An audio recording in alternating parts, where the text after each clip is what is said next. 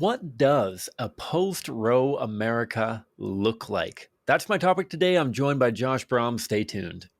Hi,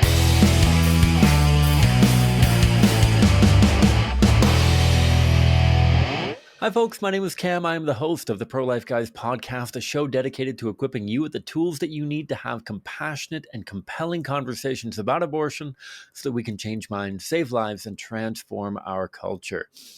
As I mentioned off the top, we are living in a post-Roe world. This dropped over 6 months ago now. We've had our first March for Life since the overturning of Roe versus Wade through the Dobbs decision. We've seen an incredible amount of pro-life and pro-abortion action since then. We've seen constitutional amendments for and against. We've seen states pass restrictive legislation. We've seen states maintain their pro-abortion status quo.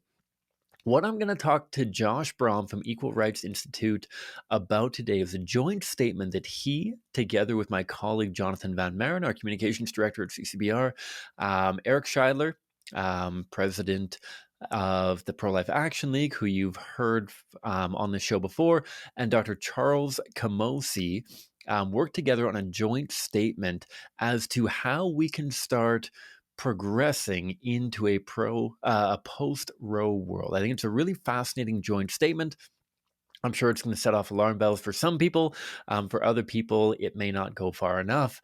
And yet I think that you will be very, very impressed, I hope, surprised potentially with my conversation with Josh. But without further ado, here's my conversation with Josh Brahm of the Equal Rights Institute pertaining to this joint statement that he, three others, developed, and hundreds of pro-life leaders and pro-lifers across America and around the world have all signed on to.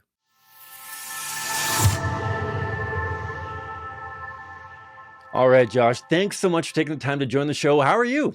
I'm good. It's busy. It's a busy time to be working in the pro-life movement. How are you? I am good too. I feel like the idea of a down season in the pro-life movement is decreasing over and over and over. And there's no such thing as down season. You've got summer blitzes, you've got fundraising season, you've got months of prep, all that kind of thing. I know that you've got some travel coming up here. Yep. So I appreciate you taking the time to dive into this really cool joint statement that a huge number now of pro-life organizations have signed on to. And while I want to get into the substance in a moment or two here, I want you to walk me through the origins of this. Reading the list of primary contributors, you've got yourself, you've got Eric Scheidler, you've got my colleague, Jonathon Van Maren at Canadian Center for Bioethical Reform. And I know that I'm missing one, Professor Charles Camosy. Yes. So the four of you coming together, I know there's a lot of other contributors. Tell me about the origins of this joint statement that I think is really exciting and absolutely necessary for the pro-life movement in a post-Roe America. Yeah. Well, thanks for the question. And it's fun because we almost never get asked about how this thing happened. And it was a really cool, no pun intended, joint effort. And that often doesn't happen. Like, this was a really, really sweet collaborative thing that happened. But I guess probably for me, it started, well before Dobbs. I've been thinking more and more about how can the pro-life movement show the rest of the country that we really care about women. And when the Dobbs oral arguments happened, and we were listening, and we, like many people who were analyzing it, were like, I think I know where this is going. It's like, this is going to be a pro-life victory. It's just a question of how big the victory is going to be, kind of a thing. And so then really started to think, okay, what does that look like? I was really concerned about the timing of Dobbs. So this is kind of like what was going on for me. Is obviously we're all very, very happy that Roe is overturned. Okay, a very, very wonderful thing. A lot of babies being saved and all of that. But historically speaking, typically speaking, culture doesn't move a lot further ahead than laws, and laws don't go a lot further ahead than culture. They usually, one leaves the other, and sometimes it's culture and sometimes it's law. But a lot of times when one gets way in front of the other, it doesn't last as long. It's not as stable. So like prohibition is kind of like a classic example of that, where a lot of the country was becoming pretty pro, like, let's ban hard liquor, because it had become this like cultural systemic problem that all these guys would work these horrible factory jobs, and after 12 hours, they go to the bar with their buddies. They would get super drunk, and then they get home and they're beating their wives and or kids. So, like, there's a lot of like, okay, we need to do something here. And then in the laws, they banned beer and wine too, which is like a lot of people are like, why we didn't talk about that. And it didn't last a real long time. And so I was concerned just knowing basically, if you ever have to summarize all the opinion polls on abortion for like the last 20, 30 years, there's basically two simultaneous things going on. Is one, a majority of the country has, for a long time believed that at least first trimester abortion should be generally available. Like most people don't want any states to ban all the abortions.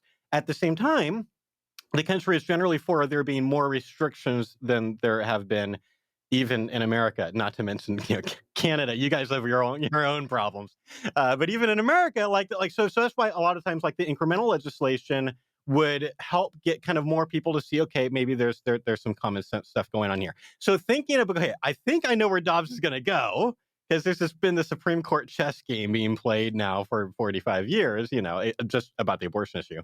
Then that means that probably if it goes our way, then we're going to go way further than culture is ready for. And so what does that mean? How do we make that last longer? And one of those things was, okay, how are we going to show a culture that believes that we don't care about women, that we only care about babies? How do we show them? And the obvious pro-life answer, and I think we referenced this maybe even in the joint statement. If not, we did in a different article. Of course, pregnancy centers. Like, I speak for pregnancy centers all the time. I don't know how many, I would love to know how many tens or hundreds of millions of dollars have gone into pregnancy centers across the country for the last 45 years from wonderful pro-life people. Generally speaking, these are great centers. There's some kind of wonky ones on the fringes that embarrass us, but most of it, at least by this point, like, they're good. They're into CareNet, they're into CareNet and Heartbeat and things like that. Like, there's a lot of quality control going on. Having said that, we know there's an epistemological problem about knowledge here. We know about pregnancy centers. The other side, either they have no idea they exist, or they have probably bought into this myth that these are all like these fake clinics that are telling lies to women. And so that's not going to do it. It should, but it's not. So that takes us to last January at the March for Life, or March for Life week. I was hanging out with my good friend Eric Scheidler at the Renaissance Hotel, where like all the pro-lifers kind of network and talk, and kind of my staff and his staff. We just sat down to talk for a few hours about kind of the state of the pro-life movement. And I don't even know who was starting to talk about kind of the idea of government programs first. It might have just been, it very well could be Eric. I don't know. But we just kind of started like brainstorming, what could it look like, if the pro-life movement were willing to get behind some real government policies that would support women, knowing that would be a hard pill to swallow for a lot of political conservatives. And just kind of thinking through those things. And then Eric got Jonathon. I think he was talking to Jonathon like on this, then he called Jonathon and they talked, and then he talked to Camosy and they had a great conversation. And then we all started having these Zoom calls and kind of brainstorming this problem and what would be a solution to it, which ultimately came to the joint statement that we published. Love it. I want to mine in there a little bit deeper, Yeah. because as I'm sure that I want to kind of get into the nuts and bolts of this as well, because I'm sure that this wasn't a slam dunk. You all agree entirely politically on everything. And so this was written up on a Yeah. napkin in the coffee shop kind of thing. I think often of one of my best friends in the pro-life movement, Cam Wilson. He worked with me at CCBR for a little while. He is like, Cam, I love you to bits. One of the most radical libertarians that I've ever met. And Yeah. I grew up in Victoria, BC, which is like the Seattle of Canada kind of thing. And I feel like apart from like abortion, euthanasia, whatever, like I am about as far fiscally liberal as you can get. Like, you know what? Mm. I appreciate that with a thriving church, government programming will not be necessary. Do we have a thriving church in Canada, let alone most of the rest of the world? Probably not. So we're going to Right. need something. And so the two of us, like these completely contradictory financial policy opinions and whatnot. Was there any of that in those conversations? Like, how did you find a balanced approach to that pill of Yeah. government programming slash libertarian. I know that obviously there's a wide range of beliefs within the Yeah. pro-life movement. Was that difficult amongst the four of you, or did that come fairly naturally? What kind of went Yeah. in towards this makes sense as a statement, not because everyone's going to agree with it or like it, but rather because there's data behind it, there's logic behind it, that kind of thing? Yeah, that's a great question. So it was, I think it was relatively easy for the four of us to get on the same page as far as like generally where we wanted to go. It was more like the how, the nuts and bolts that we had a lot of brainstorming. But to be fair, like, so yeah, we love that there was political diversity among these four, and I just want to just I was going to say this, one more time, and I'm just going to stop because then it becomes like cumbersome. But while there are these kind of four, pro life horsemen of the apocalypse thing, there are staff behind us.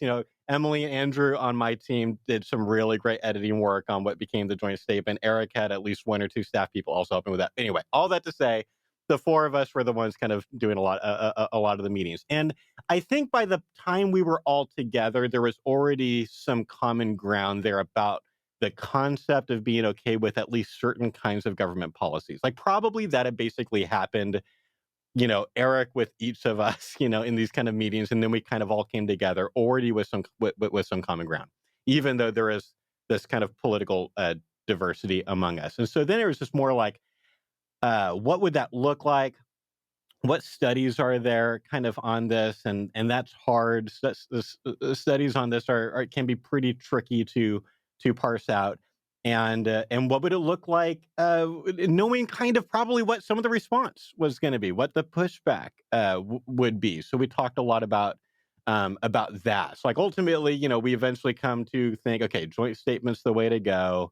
There were multiple drafts that happened, and a lot of that was just trying to figure, this paragraph sounds super conservative, and this paragraph is going to freak out the conservatives, just like trying to kind of walk a very fine line. And I think we did, and the evidence for that is I know you haven't asked me about the response yet, but just one kind of fun interesting thing that we observed was, we got a lot of people, a lot of pro-life leaders to sign it, and we had reached out to them before this got published.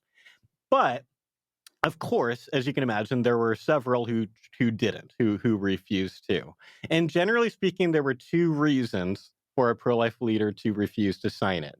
Either they were, kind of more on the left side of politics, and they felt like it was too right wing, or they were on the right side of politics and they felt like it was too left wing. Like there was like literally the same kind of mirroring thing happening simultaneously, which kind of felt like that feels like a good compromise, right? Like compromise when like no one's happy kind of a thing. Like that felt like maybe we'd found this balance that we knew we weren't going to get the hard right or the hard left on board with for multiple reasons. But it's like, can we create a wide enough net here without totally watering down this entire thing? Like, can we still be making a substantive statement with like real ideas and kind of tipping the pro-life movement a direction? Like, I think of trajectory. So I mean, like, I don't know if you're into Apollo 13, but like, it's one of my favorite movies of all time. Oh yeah, okay. So like, if you think of that trajectory thing, where it's like it's literally the tiniest, difference at an angle can like completely change the trajectory. So I think of this as kind of like that. It's not like we're trying to come in to like save or rescue the pro-life movement or something like that. But I do feel like, in a lot of my work for the last almost 20 years now has been like trying to tip the pro-life movement just like a little bit of a more effective trajectory. And that's what we were trying to do with this. So it was easier than you would expect, but probably that has a lot to do with specifically the people that were involved. I can think of other people we could have invited into that small group, and it would have been a lot harder. Gotcha. Well, and I think that you've struck a very good balance, and I'm so glad that you brought up Apollo 13 because I can't imagine why somebody wouldn't appreciate that. We've honestly Right. used it as a leadership training resource during our internships because how they deal with conflict, all that kind of thing. If you haven't seen Apollo 13 with Tom Hanks, Fantastic. absolutely do it.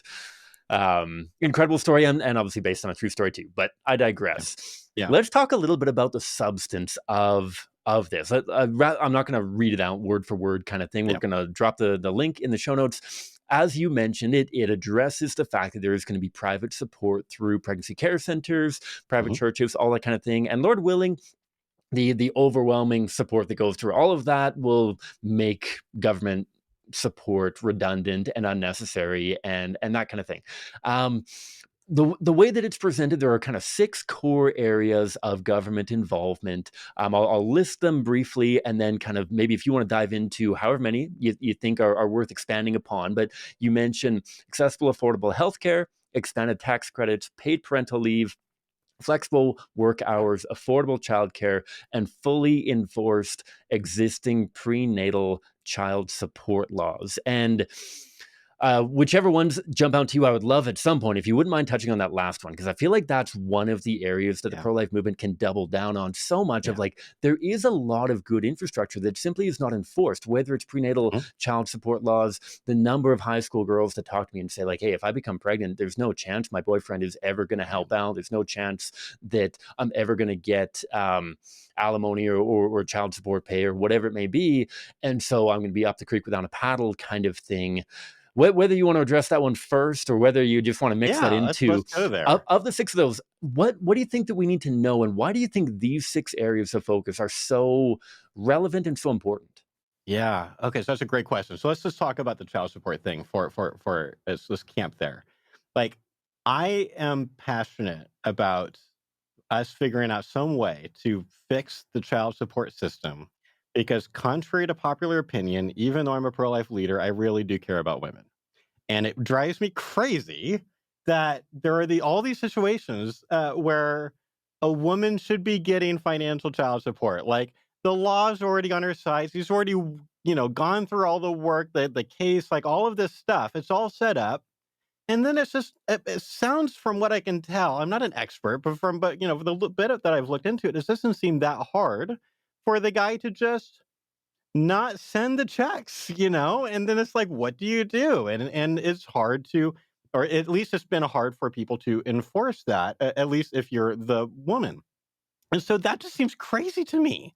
Like, come on. I thought we're trying to support single moms here, which is the whole idea.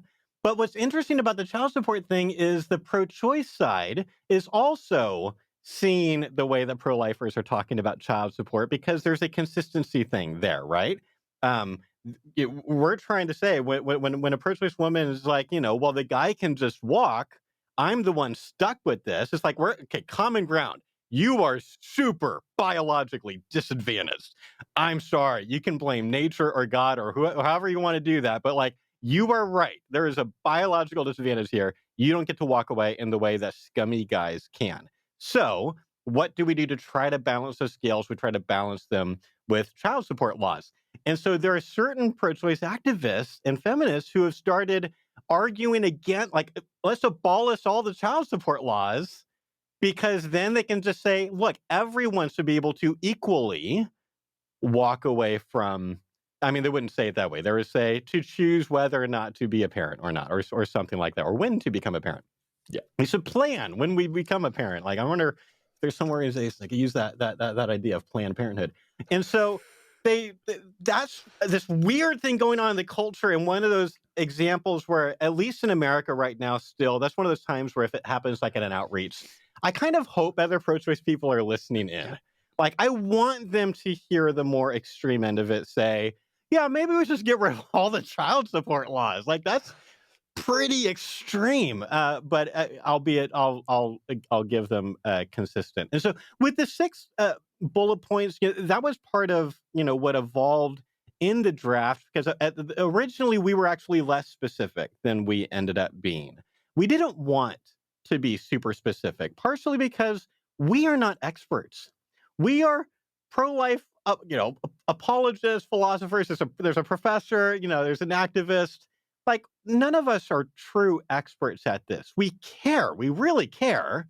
And we kind of we have, I think, good reasons for our our soft conclusion, which is less about specifics and more about a general thing. Like, when I've tried to explain to people the underlying premise of this whole thing, and it's not written this way in the joint statement. This is what I've explained, and you kind of actually said it a little bit earlier. Is I would love it if the entire need gap, there's all of this need, there are all of these single moms who have all of these, there's a lot of needs there. There's a dollar amount to that, and it's really, really big.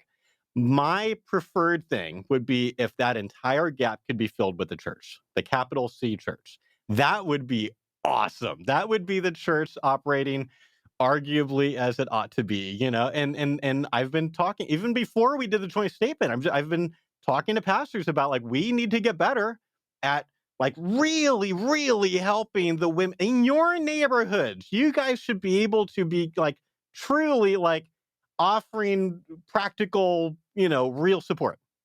And so the church seems to get better at that, generally speaking, anyway. But we don't fill the gap. And so then you could add charities and pregnancy centers and stuff. And I think that still doesn't fill the gap. That might fill a big part of it. But the premise is that there is still some gap left that will only be filled by some kind of government program, some kind of a, if you are in this kind of a situation, then culturally we want to provide some support, and this is how we're going to do it. And so for me, I'm still not an expert on all of the like different ways that could, go. So you've got Mitt Romney has a plan that, like, David France has talked about a lot. And from the bit that I've heard about it, it sounds great. It sounds pro-life because it's kind of this idea of providing support even before birth. Like, you're helping with the prenatal, appointments and things like that. Like, that's super pro-life. But I'm open to clever economists or whoever is saying, okay, of those 6 things, I think 4 of those are great, and I'm got concerns about these 2, and here's why. But we could replace them with something better, or we could tweak them into something better. Like, I am super open to all of that. I'm more wanting to get, especially the more conservative end of the pro-life movement, to maybe for the first time become open to the idea that maybe some government programs like this, at least for single moms, is something worth supporting, even if they are generally opposed to programs like that. Yeah, I think that's a brilliant way of putting it, and in my mind, I think this is something of a litmus test as well, of, like, Mm, if you don't think this is necessary, then why are you worried about it? Like, if you feel as though the church is doing a sufficient job, if you don't feel as though there is a gap, then we shouldn't be worried. If we build up a $10 million, $100 million reservoir that receives no applications because all the support is going through the church, then praise God, that money can yeah. get flooded back to the taxpayer, and we're done with it. We're not actually taking money out of people's pockets. But until we have that the gaps are there, that anybody who does street outreach, I'm sure that anybody who does pregnancy support, who says, like, hey, I wish that we could offer that to you, but we haven't had Mm, this donated for ages, or we're short on this, short on that. Like, I'm sure that anyone who sees that on the front lines will see that there are gaps. And I think that this can be kind of the throwing down of the gauntlet towards the mm. church as well, that, like, you know what? This is what's necessary. Make it Yeah, unnecessary. Make it unnecessary. If that takes one I year or if love that that. takes 100 years, then so be it. But it's necessary right now, and that Yeah. shows not necessarily the failings of the church, but I think that it shows the weakness of the church at the very least. It's not a matter of the church has their priorities wrong, but rather that maybe the church isn't strong enough. Maybe the church Mm. has not prioritized the support of their neighborhood, their community, that kind of thing, nearly I enough. think So that's what's happening a lot of times. So I've been part of a couple of church plants, yeah. and I'm going to guess that most pastors who have ever planted a church have said something like this, at least anytime in the last, century. They've probably said something like, to their core group that they're going to start this thing. We're going to be in the neighborhoods, guys. Guys, we're going to be right here. We're going to be a known entity. We are going to be the hands and feet of Christ to the, outsiders, the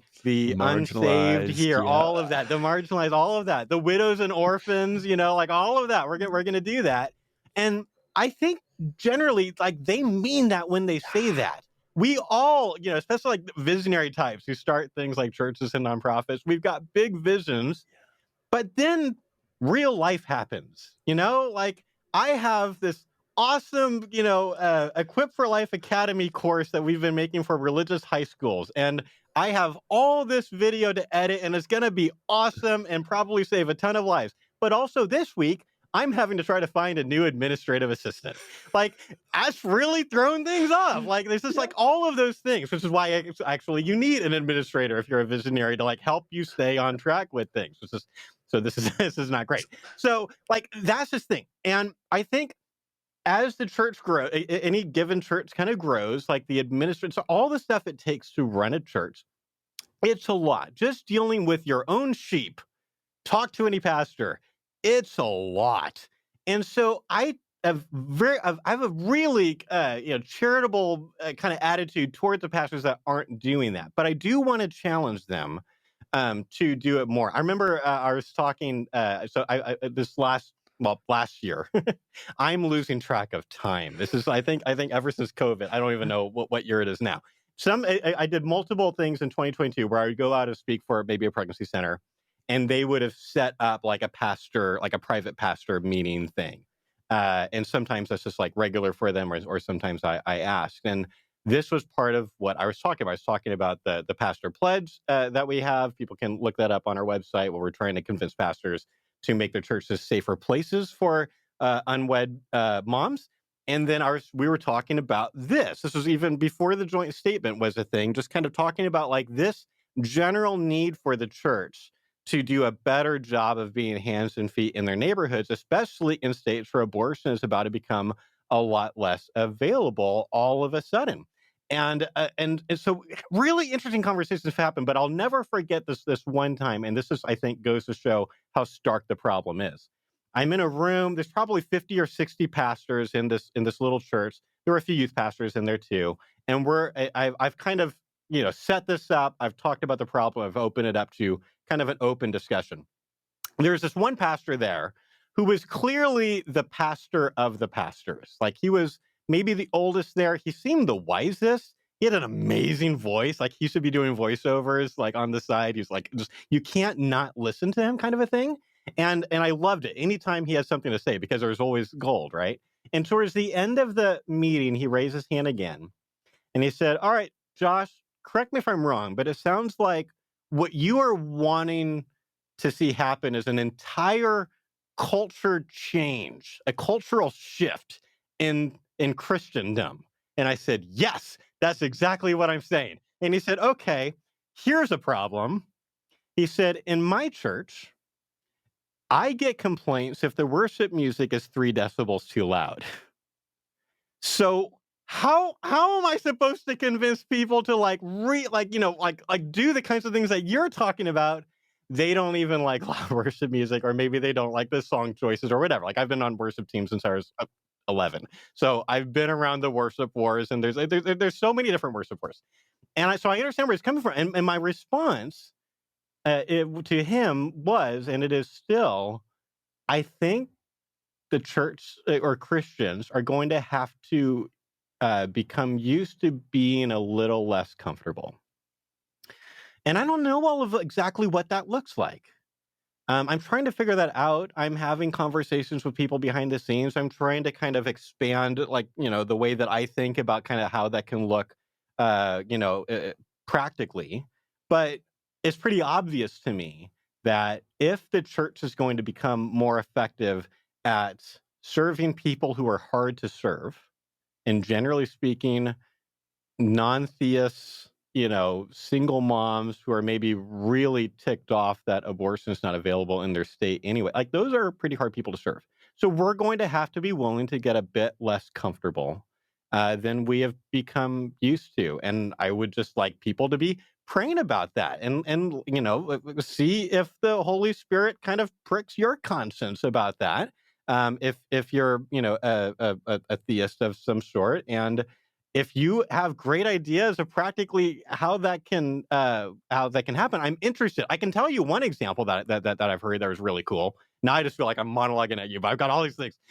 So I was talking to one of my pastors about this, and he's a really, really into evangelism, like the real street evangelism, not the kind of street evangelism that a lot of people think of when they hear that phrase, like very relational version of street evangelism. But going out there, I really appreciate him a lot. And so he was telling me that he's been looking into something called that's sometimes being called like micro churches. So there's a few churches. There's like one in Alabama, and there's one in like New Jersey or something like that. I still need to track them down and just ask them a bunch of questions. But supposedly what they've done is kind of said, we're going to focus our evangelistic ministry on apartments. Apparently, some study has indicated that apartment complexes in America are the least churched place, like that you can live. Like there's like the of all the different kind of categories, people who live in apartment buildings, it's like 5% go to church or something. So something really extreme like that. And so there's a few churches who have basically sent a couple or a couple of couples, or maybe a few families, to go and like they're going to live in this given apartment complex. And it's like, this is now where you are going to try to be the hands and feet of Christ. And the point, and this is what makes it different than stuff like this in the past, the point is not to convert as many people as fast as you can so you can get them back into our four walls. And then they start tithing and things grow and hopefully they grow and wonderful things happen. Our numbers look good. Like, it's not about that. It's like, no, stay there.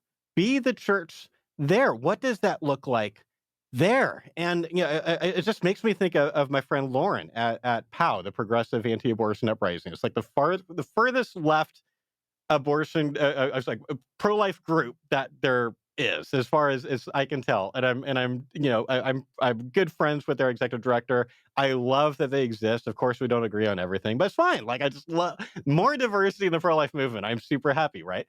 And Lauren, I remember talking to I'm pretty sure it was Lauren on their staff, who had mentioned one time that she sort of like has like a micro pregnancy center in her apartment. Like, her apartment complex knows if you get pregnant, go talk to Lauren in 3B or whatever. She can help you. Like, that's amazing. Like, that's like that feels more like early church, or more like, what does it look like to be really connecting, and not just, let's put a bunch of like things that hang on doors about like our church this Easter. You should come check out our church. Like that kind of thing. Like, okay, fine. But I'd rather see, like, can you show them how much you care about them first? And then maybe down the road, you guys can talk about that stuff. So there's so much there. There's so much here to be brainstormed and figured out and tested and tried. We are on the cusp of something here, but it could only be for good, I think. And that's exciting for me. Absolutely. And that, friends, is why we're going to drop an administrator application link in our show notes here so that you can help Josh Brahm expand in this creativity, because that's what we need. This is what we We need in the do. pro-life movement: creative solutions to these legitimate problems so Yeah. that people don't feel like the solution to the problem is killing their preborn child. Something that we Yeah. talk ad nauseum about in our workshops, in our activism, and everything. We get that there are major problems. We don't solve those problems by killing preborn children, but we can't stop there. We can't just say, yeah, you've got a problem, and no, you can't do that. We have to be able to take that next step. And that's going to be where the mobilization of the masses, that's where different people with different skill sets, different opportunities, different everything are Yeah. going to be able to make tremendous change in our movement. And so let's empower them, and let's empower them to explore what's going to make sense for their area, for their region, for who they are, that kind of thing. I think that makes a tremendous amount of sense. Yeah. And I will pray diligently that you get an administrator at some point. Friends, check Thank that you. out because Josh needs it. Um, I really do. let's dive into the response to this Yeah. joint statement, because I'm sure that it's been somewhat mixed. So I'm on it right now. Mhm. There's a ton of co-signers, which is really, really encouraging. Some very prominent names, some very impressive people. Yeah. Not only, and those are just the very high level people. I'm sure that there's hundreds more. What Yeah. has the response been like, generally speaking? And then are there some kind of encouraging, discouraging, funny stories that have come out of this as well? Because I'm sure there's at least a few of those. That is a great open question, Cam. So yes. So generally speaking, we were all, I think, surprised by how positive the response generally was.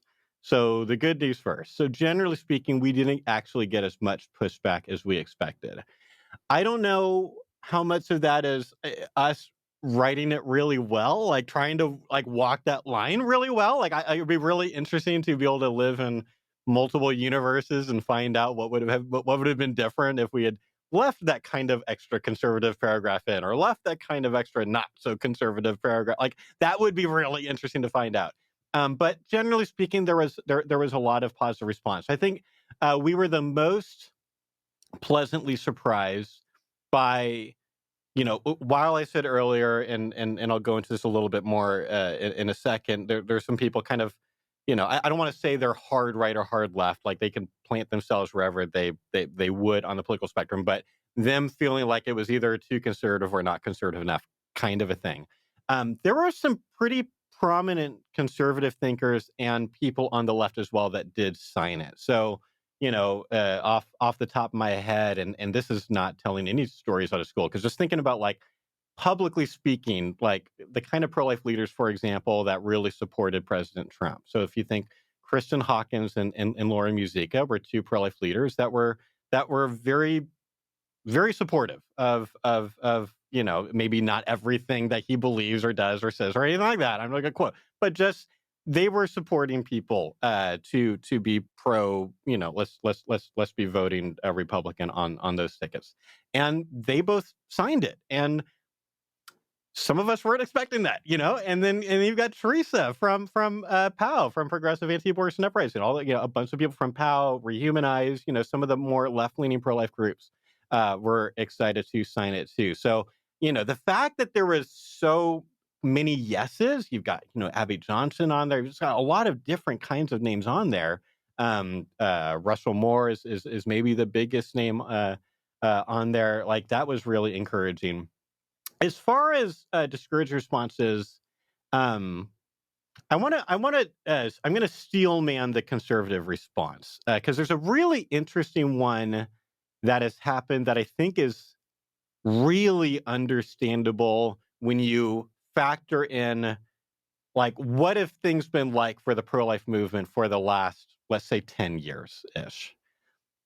For some conservatives, and I'm thinking of one specifically who wrote me a really long email, and we're friends. Like, I know he likes me. It wasn't one of those emails where it's like, oh my gosh. It was kind of one of those, like, iron sharpens iron, loving pushback, kind of, but long kinds of emails. And I think the main I was so glad that he wrote it to me, because there's like, I think this is going on for probably a lot of pro-life conservatives when they read it. So let's step back at a meta level. There has been, one of many, many internal debates in the pro-life movement has been related to, sometimes people use phrases like consistent life ethic or whole life, things like that. And you've got one side, at least like the extreme end of one side would be like, if you do not support if you don't have the right positions on all of these issues, on, capital punishment is a pretty obvious one, euthanasia is a pretty obvious one, but then you've got, climate change, deforestation, animal rights, like a lot of these different things, then you're not pro-life. And like, those lists are all different depending on who's making the list. And it becomes this really easy way for anyone to dismiss any given pro-lifer. They can just say, and some would even, and some even do this, where they're like, I can check all of these boxes except I'm not anti-abortion, but I am more pro-life than you, because I've got 9 out of 10 on here and you only have 3 out of 10, or whatever that is, and which is kind of ridiculous. So that's at one extreme end. On the other extreme end, you've got people who are so laser focused on trying to persuade the culture that specifically abortion is wrong and ought to be illegal, that I think they sometimes do a weak job, if any, of finding common ground on any of those issues. And a lot of times, at ERI, when we see things like that, we want to try to figure out, like, is there like a more nuanced middle option here? Not just to, sometimes you shouldn't be going for the middle. Like, if you're, racism, you don't want to have like the middle ground position on racism or something like that. But sometimes something like this, this is where we are on abortion victim photography, right? Like, we are kind of somewhere in the middle where, there are some people who are really opposed to them, and most of those people have never used them. And then you've got people who kind of feel like you're not doing good pro-life outreach if you don't have them on a relatively large sign. And then you've got us in the middle, or somewhere maybe, well, I mean, I guess you could say whether it's not in the middle, but we're like, we see these as really important. We have a ton of experience using them, which most groups who don't use them on science, they don't have that. Like, I have so many hundreds of hours under my belt of hanging out with Justice for All and CBR and groups like that, doing that thing. I've seen the pros and the cons, and now kind of we use them in a brochure. We use them with consent. It's a different thing. There's good arguments against it. We could do that whole debate in another podcast if you want. But I'm saying, like, that's kind of an example of us kind of trying to figure like what would be like somewhere kind of nuanced in the middle here. And I think there's something like that with the whole life thing, where I want to say, okay, of course you can be pro-life if you don't agree with some of those other things that are typically on those lists. And I don't love the idea of the word pro-life kind of changing definition. Like, I mean, the labels are all somewhat unhelpful at this point. No one likes any of the labels, and people are too complicated for the labels that we give them. But language is what language is, and we have to use them sometimes. And so, like, that's this tricky thing, right? I want to say you can be pro-life. You can be totally pro-life if you're only anti-abortion and you don't care about these other things. And yeah, I would like you as like a healthy, holistic person to think about these other issues. Don't be like not only a single issue voter, but like a single issue thinker, where it's like I don't even need to have a position on any of these things because it doesn't change whether I'm pro-life. I want to be like, hey, like, I've changed my mind on a bunch of those things in that list. And obviously it's possible that I've gone from like right position to wrong position. I don't think so, but like that's possible. But assuming that's not what's happened, then I am glad that's happened. I am arguably a healthier person for having gone through a process of examining my views or examining the views that I kind of grew up with or kind of, indoctrinated into me by all the types of people that indoctrinate children. Like that's how things go, right? We are all teaching children things, and kind of rethinking those things. And then I've got so much wonderful common ground I can find at outreaches. Like, I am the one a lot of times bringing up some of these issues with the pro-choice person because I'm like, I don't want them to not say it because then I don't get this chance for common ground. Like, it's one of the most effective things I ever do in a dialogue is I'm going to try to steer the conversation or briefly just make a little side comment or something that is what we call this selfless virtue signaling, because there's selfish virtue signaling where you're trying to do it just for your own sake. And I think that's not good. But I think like when we respond with, of course, it is horrible when someone is raped. Like, that is selfless virtue signaling for the sake of someone else who might actually not know that, right? And so I love talking about my more liberal views on a college campus because then they're like, why are you pro-life? Like, then they're really intrigued because clearly I'm not just parroting the GOP party platform or whatever Ben Shapiro says. Like, I'm not. I might agree with him sometimes, and I disagree with him a lot of times. And I think like that's a good thing. And so all that to say, I think for some people on the right who read the joint statement, they understandably saw like the list of those things that we're talking about and are like, this feels like that whole life, consistent life ethic thing. And they're going to say, I'm not pro-life unless I sign. Because obviously we're kind of very mildly pressuring people to sign it. We want them to sign it. And they're like, what does it mean if I don't sign it? And so, like, this is probably like an article or something that I ought to write for the sake of those people. But I think that is an understandable reason why at least a few people didn't sign it. That makes a ton of sense, and I think that shows the diversity, like you said, in the pro-life movement. I think that's a genuinely a good thing, Yeah. so long as I'm sure that you and I would agree, and everyone else, that it's not a matter of if you don't sign it, then don't do anything. Right? Yeah. That it's a matter of, okay, Yes. if there's components of this that you find problematic, Right. then I respect that. I appreciate that. Find a consistent way that like, again, this is trying to address the problems in our Right. society. If you don't see this as the route towards addressing them, Yeah. then let's talk about your roots and how we can make that happen, because Yeah. there's a massive difference between, you know what, Josh, I don't really like this. What I think that we should be saying is that we're just going to throw people in prison for 25 years if they even think about having an abortion. How about that? Right. Like, Yeah. okay, well, that's something entirely So different. This is those are not very addressing, different positions. Let's have right? that dialogue.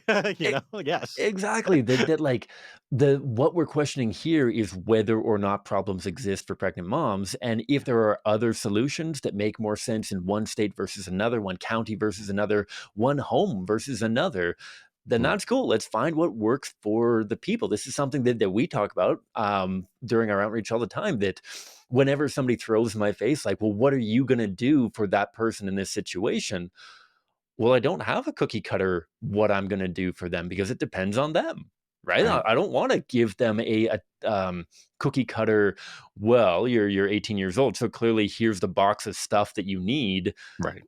Go have an easy life," kinda thing. Like, that's not the solution. So sure, this might look slightly differently in different places, but that makes a Yeah. ton of sense. Yeah. It also, I'll also add, I love everything you just said there, and I love like this kind of like idea, this kind of like look, if nothing else, can we agree on the child support thing? Like, can you join us like on that? Maybe you're not into the Mitt Romney thing, but you're into like that thing, like whatever.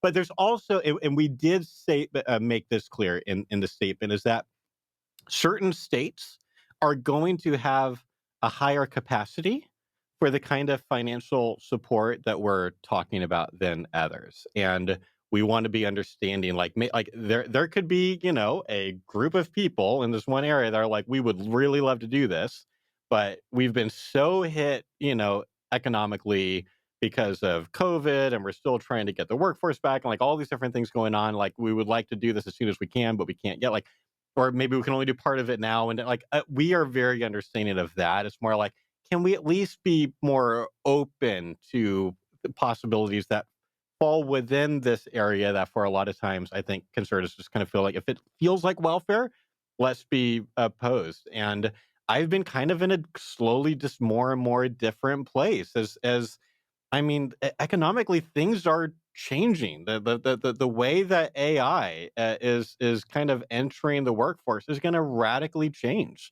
a lot of things, and it's going to, I think, force us to reconsider what kinds of programs we ought to be for and we ought to be against. Yeah, yeah, and maybe this doesn't look like an omnibus bill that puts all 6 of them and it's a vote Yeah. yes or no. Maybe it's gonna be a matter of, like, this is one that we can get through really quickly, and it's gonna have hopefully a punch above its weight kind of impact. Okay, that was helped bridge the gap in this capacity. What's the next one that we're gonna bite off? I think it's brilliant. Um, the only thing that I'm going to throw this out there, Maddie. You might cut this out if this is a red herring, because I'm sure that we could talk about this forever as well, Josh. One of the big axes that I grind while in outreach doing trainings and whatnot is how messed up the legal system is pertaining to sexual assault, Yes. and how bonkers it is that a micro fraction of people who are victims of sexual assault end up ever prosecuting the perpetrators because of how messed up the situation is and how Mm. public everything goes and all that kind of thing. I know that probably doesn't make sense to put into a document like that, but when I read this the first time, I was like, oh, I wish that tied to that enforcing existing prenatal child support. I wish there was a way to build in like enforcing or improving sexual assault. Like response, legal system response. Yeah. Yeah, that's a really interesting thought. And I mean, so obviously, I mean, you and I have a lot of agreement there, right? I've been speaking publicly about the. In fact, I was actually in Canada the first time I did it. I was on my way to Canada for this little speaking tour thing I did at like a whole bunch of like Catholic schools and some other events, and that was when the first news broke that there were all these police stations in America with sometimes hundreds and hundreds of untested rape kits. And I was talking about it like the next day. Like this is crazy. The fact that at that point, like the main point of the news story was not just that this was happening, but it was that the police stations are now having an ethical debate internally over whether or not to inform the survivors from years and years prior who were willing to have this evidence collected, which is not a comfortable, procedure, in order for hopefully some kind of justice to happen and for it to sit and actually like go stale on a shelf. Like a lot of that evidence is just like is not there anymore. Basically, it doesn't last forever. So like that is an area where I think basically everyone should be able to agree.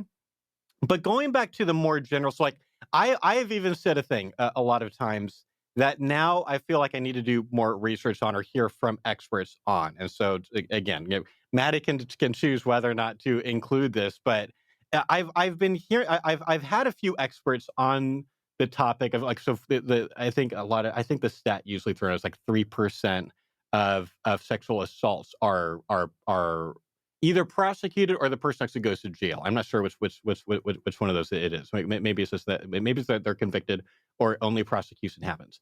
And there's really complicated reasons for that.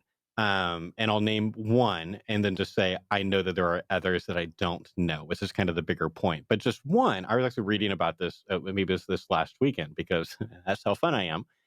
It's just like this discussion showed up on Reddit. I was like, oh, I'm interested in that topic. And it's just one of the hardest kinds of crimes to prove. It is really, really hard to prove that sexual assault happened because the kind of evidence that is sometimes left, even after a very violent rape, that can also happen consensually. And so then a lot of times it becomes this he said, she said thing and becomes really, really hard, as opposed to like, a financial crime where you can like trace the money. Like you can kind of like, here's like in black and white. So I know that's part of it. And I know that part of it is because understandably, a lot of survivors don't want to have to face this person in court and even be in the same room with them. And some people have been like, well, maybe we should throw that thing out. And it's like, I don't know. I don't know if we want to throw out the you need to face your accuser thing.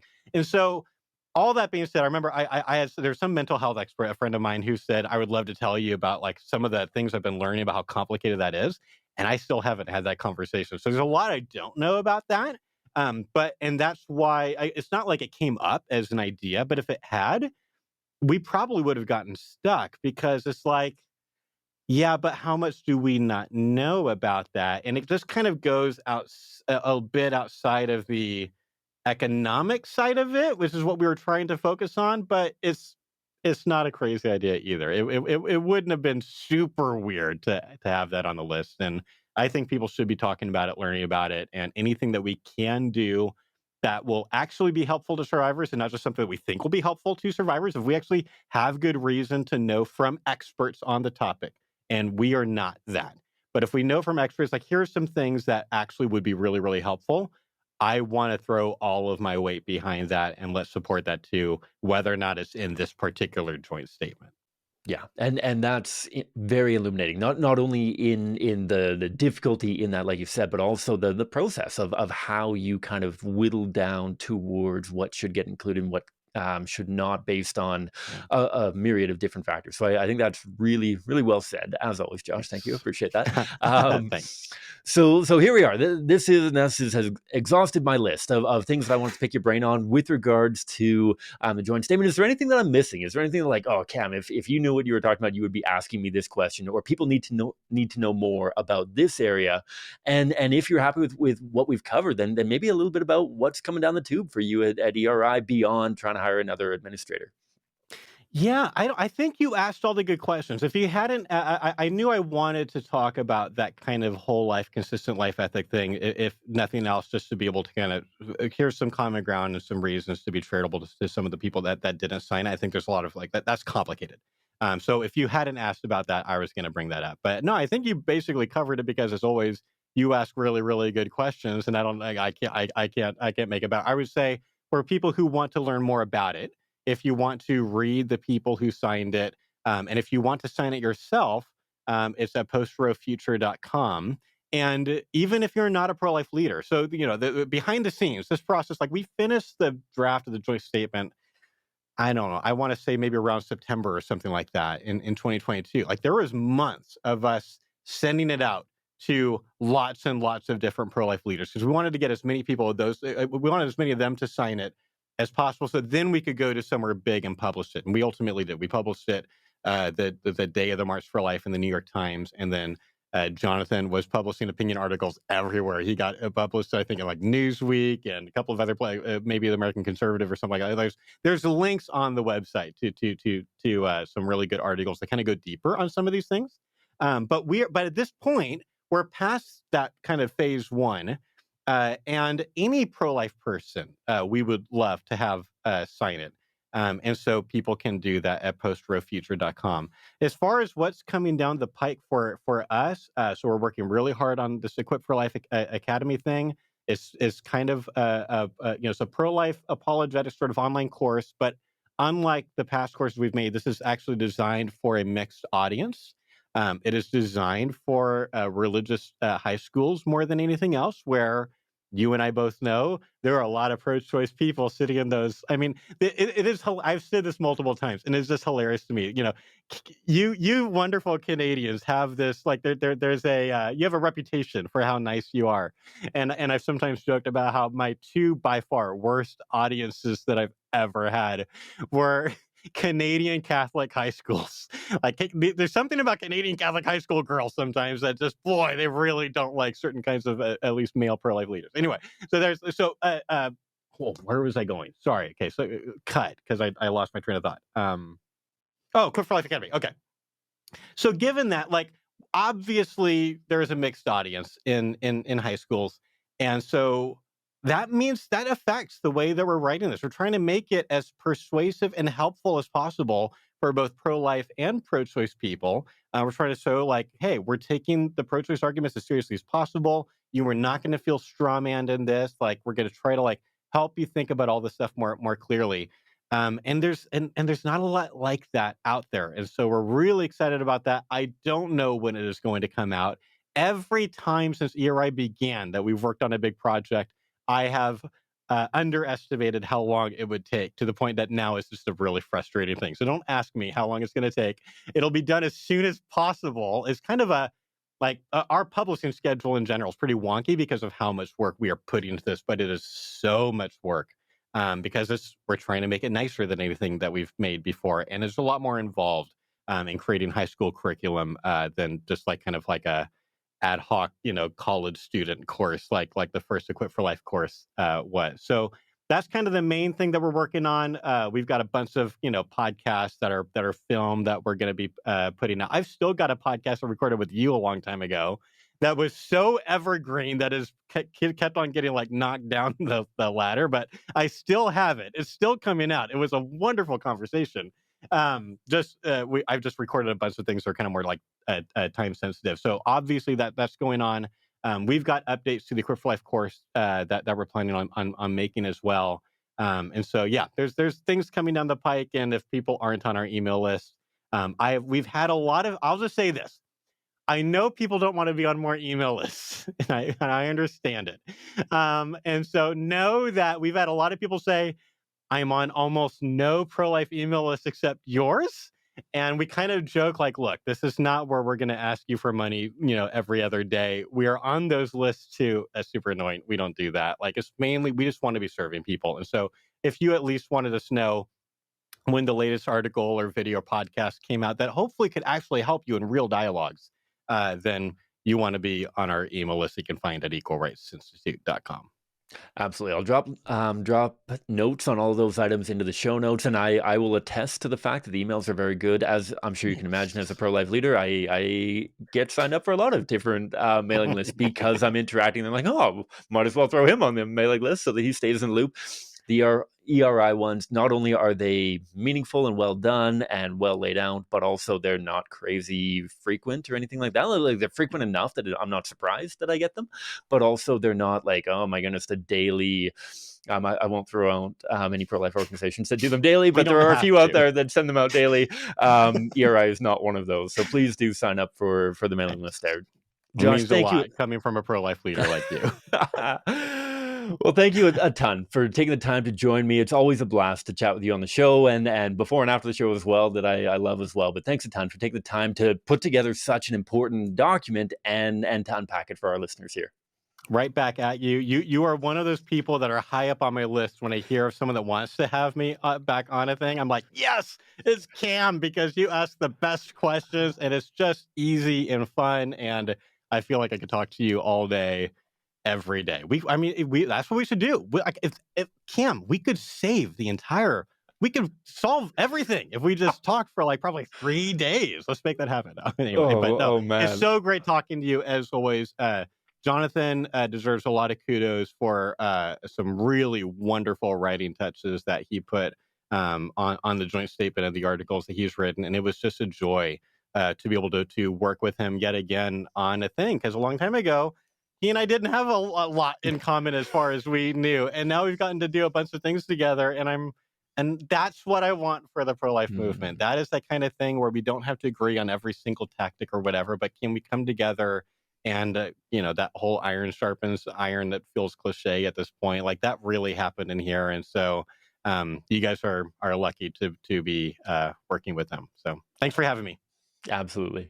All right, folks, that's my conversation with Josh Brahm. You know him, you love him. He's the executive director, founder, president. I don't know his exact title at Equal Rights Institute. He's an absolute gem of a man. He's an incredible leader. He's an incredible pro-lifer.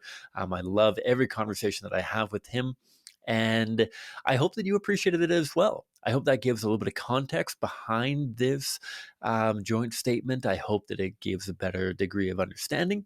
And if you find yourself kind of in one of those peripheral areas, maybe this goes too far, maybe this doesn't go far enough, please don't hesitate to reach out to either myself or Josh for questions about it. And if it is something that you think is important, please do share it around. Like I mentioned, I'll drop in the show notes below a link to the joint statement in its entirety, along with the list of people who have already signed on to it. A small number of people who've signed on to it already. They don't post all of the names publicly at this point. But please do check that out. Check out some of the information about Equal Rights Institute. And if you're looking for a job as an administrator, I'm sure that Josh would appreciate any and all applications that came in. Hopefully that works out. So that's all for me. Thanks so much for tuning in. I hope that you've enjoyed this episode. May God bless you abundantly wherever you're at, however many hours are left in your day.